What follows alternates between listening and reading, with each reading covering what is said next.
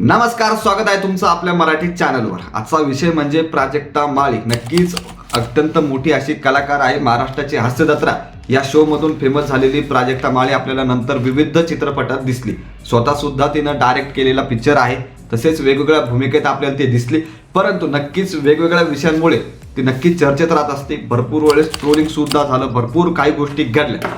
तर आता सुद्धा तीच गोष्ट समोर आली। एका गोष्टीमुळे, एका घटनेमुळे परत एकदा तिला ट्रोल करण्यात येत आहे। नक्कीच त्याविषयी आपण जाणून घेऊया। आणि अजूनही चॅनल सबस्क्राईब केले नसेल तुम्ही तर नक्की करा। चला पुढे बोलूया।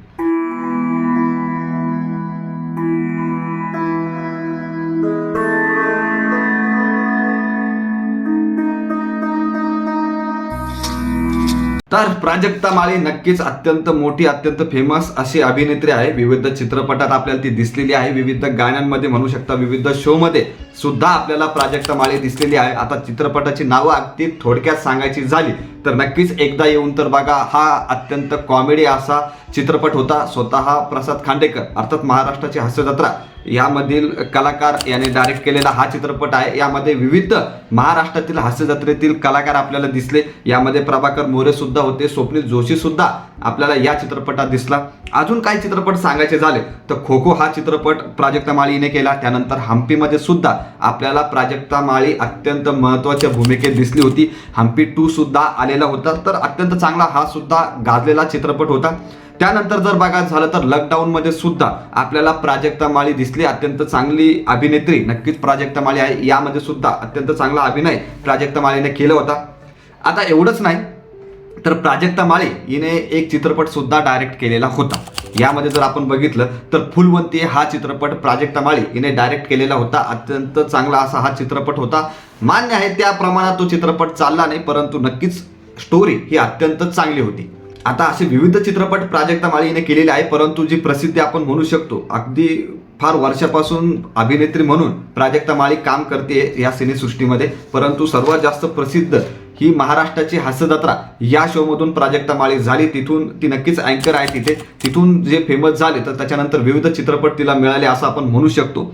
तर आता जी प्रश्न किंवा जो मुद्दा आहे त्यामध्ये आहे ती परत एकदा ट्रोल झालेली आहे। त्यावरील जो मुद्दा जो होता तो आपण नक्कीच बघूया।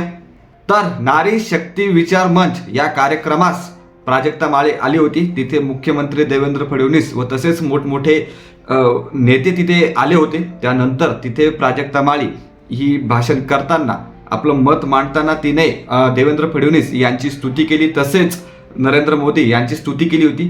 प्राजक्ता माळी काय म्हणाली आणि त्यानंतर विरोधी पक्षातील काही नेते त्यावर त्यांनी उत्तर दिलेलं आहे, ते सुद्धा आपण जाणून घेऊया। सुरुवातीला प्राजक्ता माळी काय म्हणाली ते आपण बघूया। तर प्राजक्ता माळी म्हणाली, नरेंद्र मोदी महिलांना आरक्षण देण्यासाठी त्यांनी अत्यंत प्रयत्न केले, खूप प्रयत्न होत सुद्धा होते।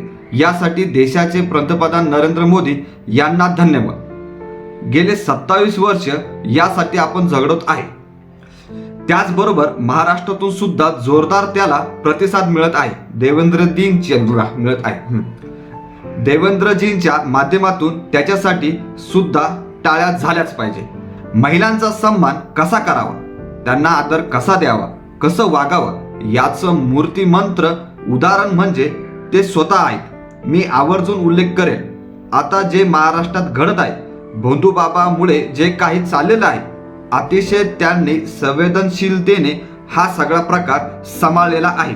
म्हणजेच जिथे कठोर व्हायला पाहिजे तिथे बापाप्रमाणे कठोर होतात, जिथे आईचं ममत्व पाहिजे तिथे त्या पद्धतीने त्या गोष्टी हाताळतात।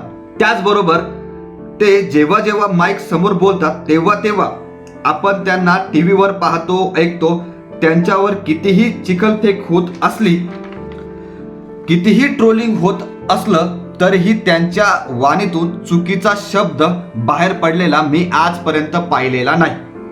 मला आनंद आहे की मी या काळात या सरकारमध्ये वावरती आहे, त्यामुळे अतिशय चांगलं वातावरण आहे, असं वक्तव्य प्राजक्ता माळी हिने या कार्यक्रमात केलं। आता नक्कीच यानंतर विरोधी पक्षातील काही नेत्यांनी याला उत्तर दिलं।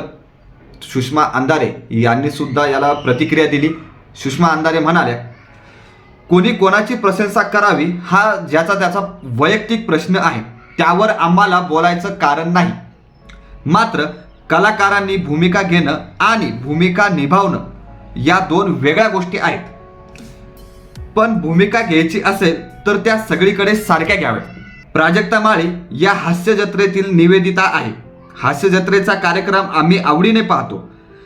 पण ज्या प्राजक्ता माळी या महिला लैंगिक अत्याचारावर किंवा महाराष्ट्रातील गेल्या महिन्याभरामध्ये 3 ते 4 स्कॅन्डल मोठमोठी उघडीस आली, त्याच्यावर चकार शब्द बोलत नाही, त्या अचानक देवेंद्रजींच्या संदर्भात स्तुती सुमने उधळतात, तेव्हा त्यांचं हे वागणं किंवा हे बोलणं हास्य जत्रेच्या स्किटपेक्षा अधिक हास्यास्पद वाटत आहे. तर असा हा संपूर्ण प्रकार घडला. परत एकदा प्राजक्ता माळी यामुळे चर्चेस आली. आता नक्कीच या संपूर्ण गोष्टींवर तुम्हाला काय वाटतं नक्की कमेंट करून सांगा. बाकी माहिती वगैरे आवडत असेल, व्हिडिओ वगैरे आवडत असेल तर नक्की लाईक करायला विसरू नका आणि सबस्क्राईब करायला सुद्धा विसरू नका. धन्यवाद.